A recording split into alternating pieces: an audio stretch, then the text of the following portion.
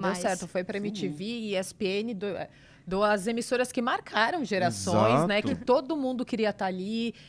Quem não assistia a MTV queria ser um VJ da MTV, por exemplo. Quem não queria trabalhar na ESPN, que gostava de futebol e trabalhar num programa que aquilo lá... É o que você falou, a MTV chegou e mudou muito. E, de certa forma, a ESPN também. Então, assim... Também tinha essa coisa da ESPN Brasil. Era bem diferente da ESPN, né? Da matriz, da corporate.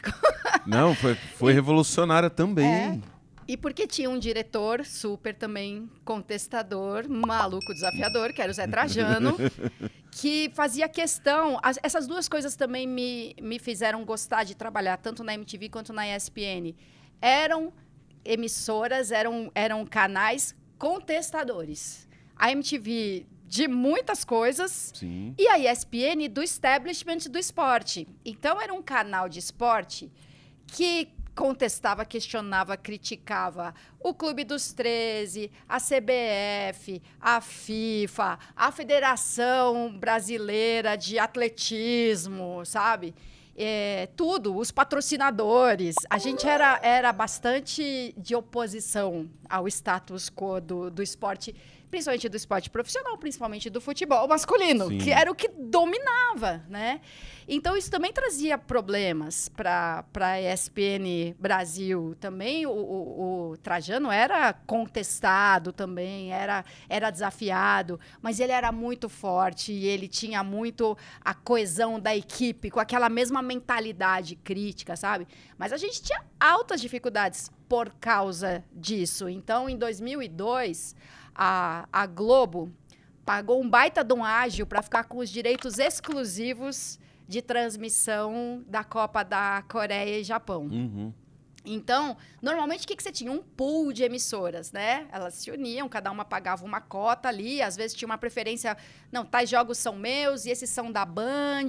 Tinha um acordo, não era nem um acordo de cavalheiros, era um acordo comercial mesmo. Mas nessa Copa de 2002, bastidores, hein? Na Copa de 2002, a Record ia fazer um lance para ficar com o monopólio da transmissão, com a exclusividade, como fala. Ia ficar com a exclusividade da transmissão. A Globo ficou apavorada com essa possibilidade. Aí, vamos dizer, o leilão de direitos de transmissão começava de 30 milhões. A Record ia dar 50. A Globo foi lá e deu 200, sabe? Para destruir, dizimar qualquer possibilidade. E aí também falou, dane-se, não tem pool nenhum, é tudo nosso e acabou. E a ESPN também sofreu com isso. A gente jamais estaria no páreo por direitos de transmissão. Mas o que acontece? Aí sim é um acordo bem de cavalheiros. As emissoras cedem imagem umas para as outras. É o básico. Vai lá, marca d'água, entendeu? Mas é assim que funciona. E a Globo não queria ceder nada para ninguém. Então, a gente entrava ao vivo, do meio-dia às 2h. Os jogos tinham acabado de terminar. Então, a gente tinha assistido a madrugada inteira. Sabia tudo o que tinha acontecido. Mas a Globo só liberava as imagens dos gols e lá para 1h30 da tarde. Então, a gente tinha 1h30 de programa para ficar discutindo com mímica, com gesto. Sabe aquela hora, aquele lance e tal? A gente não tinha uma mísera imagem da Copa. E eles faziam de propósito. O nosso motoboy, porque era assim, né? Leva a fita. Não tinha transmite a imagem. Então ia o motoboy lá e ficava lá tomando uma canseira deliberadamente para os caras prepararem as fitas para mandar pra gente com os MM, né? Os melhores momentos. E aí, só quando vinha a fita, a gente ia assistir o que era, e assim, eram só os gols. Se tinha tido um super lance polêmico de falta, de pênalti, de qualquer coisa, de impedimento, nada! Eles só mandavam os gols e enrolavam a gente 1h30 até mandar o diacho da fita. Então, uma coisa de louco, a gente era uma TV desse tamanho, a cabo, né? Sinal fechado, mas incomodava. Essa coisa de desafiar, né? A FIFA, as confederações todas, os cartolas.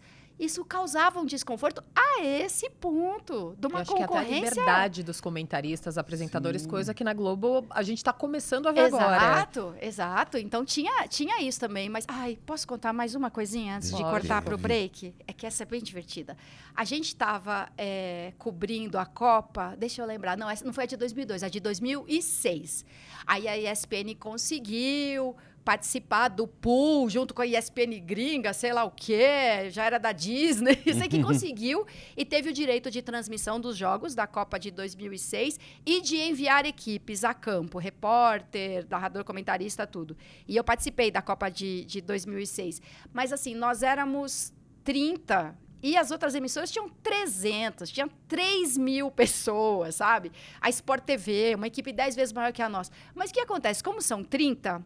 todo mundo tinha que estar em todos os lugares. Não tinha assim, olha, vai lá o câmera com um repórter só para fazer umas imagens ali do treino. Não, a gente tinha que correr para cá, correr para lá e fazer tudo.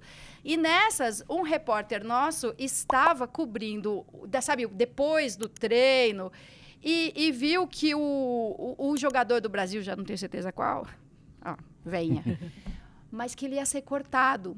E isso foi visto assim, sabe, no cantinho ali da cena. E a ESPN deu essa notícia em primeira mão, o famoso furo. Sim. E aí, depois, numa outra ocasião, um motoboy estava lá esperando liberarem o diacho da fita, né?